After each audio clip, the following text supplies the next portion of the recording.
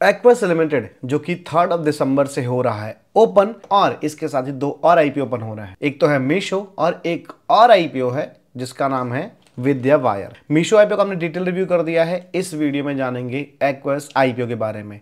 ये आईपीओ 3 दिसंबर को हो रहा है ओपन और 5 को हो जाएगा क्लोज। डिटेल में चर्चा करेंगे इस वीडियो में।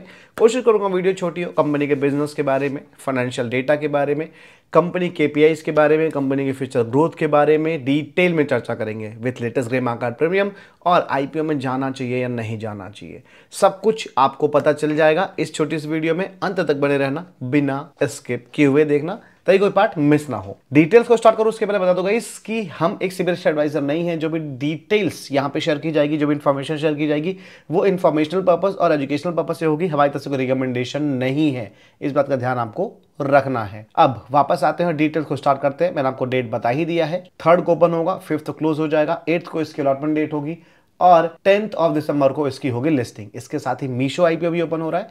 मीशो आईपीओ का डिटेल रिव्यू हमने कर दिया है, डिस्क्रिप्शन में लिंक है, आप जाके चेकआउट कर सकते हो। ठीक है, बात करें इसके प्राइस बैंड की तो स्टैंडर्ड फेस वैल्यू पे 124 का प्राइस बैंड रखा गया है। प्राइसिंग सस्ता लग रहा है, अब है या नहीं है आगे देख लेंगे। लॉट साइज 120 शेयर्स का है और जो साइज है वो 921.81 करोड़ का है, यानी 921 करोड़ का साइज है। छोटा भी नहीं कह सकते, बड़ा भी नहीं कह सकते, मिड साइज का आईपीओ है। इसमें 670 करोड़ फ्रेश इशू है, यानी कंपनी के यूज में पैसा आएगा, और बाकी 251 करोड़ ओएफएस रखा गया है। रिटर्न का पोर्शन 10% है, जो कि अच्छा है गेन के लिए, बट बुरा है अलॉटमेंट के लिए। क्यूआईबीज के पास 75% और 15% का एनआईएस के लिए रिजर्वेशन रखा गया है। कंपनी का बिजनेस की बात कर ले तो कंपनी का बिजनेस आपको शॉर्ट सी भाषा में समझाता हूं। कंपनी मेजरली जो काम करती है वो एयरप्लेन्स के लिए पार्ट्स की मैन्युफैक्चरिंग करती है। ठीक है, कहां पे ये आप देख सकते हो, जैसे यहाँ पे ये सारे पार्ट मैन्युफैक्चर करती है। अगर जो इंटरनल डिजाइन की बात करें तो ये सारे पार्ट, ठीक है, गेट के आसपास यूज होने वाले ये सारे पार्ट। इंजन के पार्ट्स की बात करें तो ये सारी चीजें डिजाइन करती है, और इधर की बात करें विंग्स एंड जो फ्यूल्स पार्ट होते हैं तो ये सारी डिजाइन बनाती है। इसके अलावा भी थोड़ा सा है वो आपको समझा दूंगा। कंपनी 2000 से इनकॉर्पोरेट हुई थी और ये कंपनी एरोस्पेस सेगमेंट में काम कर रही है। कंपनी दुनिया की टॉप 5 जो प्लेन ब्रांडिंग मैन्युफैक्चरर्स कंपनीज हैं उनके काम कर रही है, जिनके नाम आप जानते होंगे। एक तो एयरबस, एक दूसरा है बोइंग, ये दोनों। ठीक है, बाकी सारे आप देख सकते हो जो फेमस नाम है, उनमें से 2 ही फेमस नाम है जो लगभग सबको पता होंगे। तो इन दोनों कंपनीज के लिए मेजर काम करती है, बाकी ये सारे इसके भी बड़े कस्टमर। और मैंने आपको इसकी मैन्युफैक्चरिंग का जो इंपॉर्टेंट पार्ट था वो समझा दिया है क्लियरली, थोड़ा सा वर्बली भी आप देख सकते हो।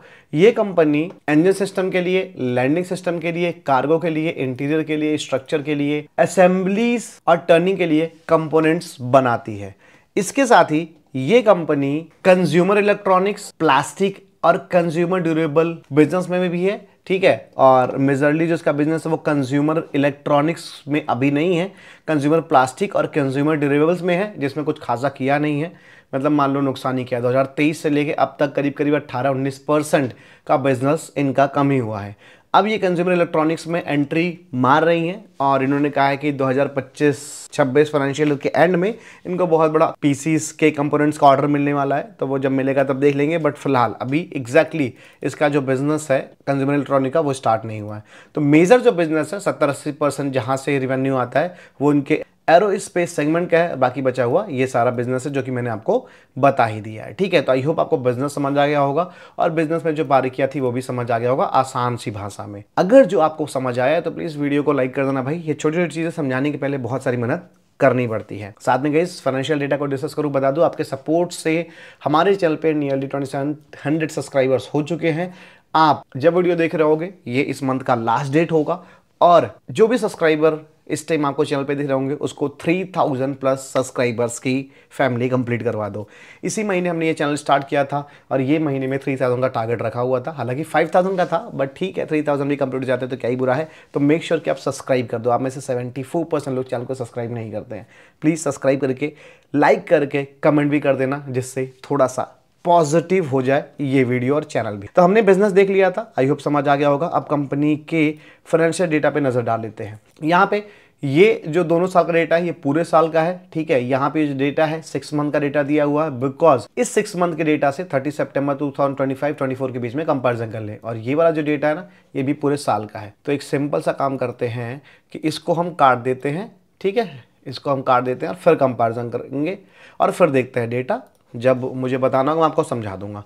तो फिलहाल ये पूरे साल का डेटा, फिर ये पूरे साल का डेटा और ये 6 मंथ का डेटा है, इस बात का भी ध्यान रखना है। अब 2024 से 2025 तक अगर जो हम इनके एसेट पर नजर डालें तो मैं एसेट में अच्छी ग्रोथ देखने को मिल रही है। बात कर लें कंपनी के इनकम पे तो गाइस 842 988 करोड़ का, फिर 959 करोड़ का, यानी कि इससे कंपैरिजन में यहाँ पे कम हुआ है। और अभी 6 महीने में 565 करोड़ का इनका इनकम रहा है, जो कि इसके कंपैरिजन में यानी 2024 के 6 मंथ कंपैरिजन में ज़्यादा देखने को मिल रहा है। तो मामला थोड़ा सा पॉजिटिव नज़र आ रहा है। बात कर ले पैट की तो इसको तो हमें इग्नोर करना ही है। 109 करोड़ के लॉस के बाद से 14 करोड़ का लॉस हुआ है, फिर 102 करोड़ का लॉस हो गया, यानी 24 के बाद से इनका लॉस बढ़ा है और अभी 16.98 करोड़ का लॉस है, जो कि कंपैरिजन करें इस 6 मंथ के 2024 के 6 मंथ से तो कम होता हुआ दिख रहा है। और अगर जो इस लॉस को समेटा तो यहां से कम हो सकता है। ध्यान वाली बात यह रहेगी कि यहां भी भाई लॉस कम हुआ था 2024 में, बट फिर से बढ़ गया है लॉस, तो आगे भी ऐसा ना हो। और ये जो लॉस बढ़ने का रीजन रहा है, इनका जो कंज्यूमर वाला बिजनेस है ना, 2023 से कंपैरिजन में भाई 250-300 करोड़ के रिवेन्यू की बजाय 99 करोड़ से नीचे का रिवेन्यू आ गया, तो वहां पे प्रेशर देखने को मिला है। हालांकि इनका जो एरोस्पेस वाला बिजनेस है उसमें अच्छे मार्जिन हमें हमेशा देखने को मिलते रहे हैं। तो फिलहाल अगर जो उस बिजनेस से हटके ठीक कर पाई तो आगे सही हो सकता है मामला, वरना दिक्कत रहेगी। बता दूं इस बिजनेस की खास बात कि बिजनेस में बहुत ही बड़ा एंट्री बैरियर है, इसमें हर कोई एंट्री नहीं ले सकता है। और जैसे मान लो बड़ी बड़ी कंपनी जो इनसे ले रही हैं पार्ट्स, भाई वो बंद नहीं कर सकती, क्योंकि इनके पास जो मैन्युफैक्चरिंग के लिए चीज़ें चाहिए वो सब कुछ अवेलेबल है। इसी चीज़ को सेटअप करने के लिए बोइंग जैसी कंपनी को भी काफ़ी ज़्यादा पैसा और टाइम खर्च करना पड़ेगा, जो कि वो नहीं चाहेंगे। बोलेंगे भाई पार्ट मंगा लो, जल्दी से काम करो। तो इस वजह से इनके पास एक बेनिफिट भी है, जिसकी वजह से आगे लॉन्ग टर्म में मामला काफ़ी बढ़िया हो सकता है। अगर जो हम छोटा मोटा रिस्क लें तो लॉन्ग टर्म में बहुत बढ़िया हो सकता है। एबिटा जो है वो हमें पॉजिटिव देखने को मिल रहा है। नेटवर्थ जो है वो 796.04 करोड़ का, रिजर्व सरप्लस 200 करोड़ का, और बोरिंग भी है कंपनी के ऊपर जो कि लगातार बढ़ती जा रही है 533 करोड़ की। जो पैसा ये आईपीओ से उठा रहे हैं, जो फ्रेश इशू है, उससे 433 करोड़ रुपीस बोरिंग पे करेंगे। बाकी जो यूज है वो कंपनी के ग्रोथ में यूज करने वाले हैं। तो बोरिंग कम हो जाएगी तो फाइनेंशियल डेटा जो है वो ठीक नजर आ रहा है। शॉर्ट टर्म में थोड़ा दिक्कत दे सकता है, वो जो मैंने आपको नेगेटिव प्रॉफिट वाला मामला बताया, बट लॉन्ग टर्म में ठीक निकल सकता है। अब लिस्टिंग के लिहाज से क्या हो सकता है देख लेते हैं। ये कंपनी लॉस में है तो आरओसी आरओई और सारा मामला देखने कोई फायदा है नहीं, सब नेगेटिव निकलेगा। अब यहाँ पे वैल्यूएशन देख लेते हैं, जिससे हम अंदाजा लगा पाएंगे कि एक्चुअल में प्राइसिंग कैसी है। पीयर कंपैरिजन भी देख लेंगे, बट यहाँ पे ही चीजें क्लियर हो जाएंगी। 8316.06 करोड़ का इसका वैल्यूएशन है, मतलब इस पे पैसा मांग रहे हैं ये। 959 करोड़ का इनका जो मैक्सिमम 2025 का इनकम है उससे अकॉर्डिंग देखें तो नियरली 8.66 टाइम ये पैसा मांग रहा है। और भाई इससे बढ़िया वैल्यूएशन पे तो मीशो आया हुआ है। हालांकि अभी जो रिसेंट आईपीओज आए हैं उनके कंपैरिजन में प्राइसिंग थोड़ी ठीक रखी गई है। अगर जो यही सेम चीज़ आप पीयर कंपैरिजन में देखने जाओगे तो वहाँ भी आपको लगेगा कि हाँ प्राइसिंग थोड़ा सा ठीक रखा गया है, बहुत ज़्यादा नहीं।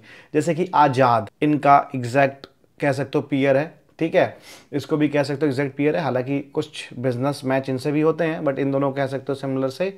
और इनका जो पी रेशियो है या जो इनका वैल्यूएशन है वो स्लाइटली इससे हायर साइड नज़र आएगा। तो प्राइसिंग थोड़ी सी ठीक रखी गई है, जिसकी वजह से हो सकता है हमें लिस्टिंग गेन मिल जाए। बट भाई क्योंकि आईपीओ लॉस मेकिंग है, एक वो रीज़न, दूसरा बिजनेस का एक पार्ट थोड़ा सा नेगेटिव रहा है, डाउन देने को मिला, जिसकी वजह से लॉस बना है। इसकी वजह से अभी मुझे लगता है रुकना चाहिए। अगर जो वो बिजनेस का पार्ट लॉस ना दे रहा होता कंज्यूमर बिजनेस वाला तो आईपीओ बढ़िया था, नहीं कुछ तो भाई लिस्टिंग गेन ठीक ठाक सी दे सकता था, अदरवाइज लॉन्ग टर्म में बहुत अच्छा कर सकता था। फिलहाल छोटा मोटा रिस्क लिया जाए तो जाया जा सकता है। आईपीओ ठीक सा नजर आ रहा है, लेकिन भाई एंकर लीज जरूर चेकआउट कर लें उसके बाद ही, और कोशिश करें डे 3 पे जाएं या डे 2 के एंड तक जाएं सब्सक्रिप्शन देख के, तो ही मेरे हिसाब से बेहतर रहेगा, क्योंकि मामला पूरा का पूरा सेफ नजर नहीं आ रहा है। मैंने आपको सब कुछ बता दिया है, बट बिजनेस इतना बढ़िया है। अभी आपने सुदीप का देखा, बिजनेस की वजह से क्या रहा, उसमें लिस्टिंग के बाद भी अच्छा गेन मिला था, तो वही सेम चीज़ यहाँ पे प्ले हो सकती है। लेकिन रिस्क नहीं लेना है तो लास्ट डे सब्सक्रिप्शन देखने के बाद ही जाएं। अब बचा इसका ग्रे मार्केट प्रीमियम।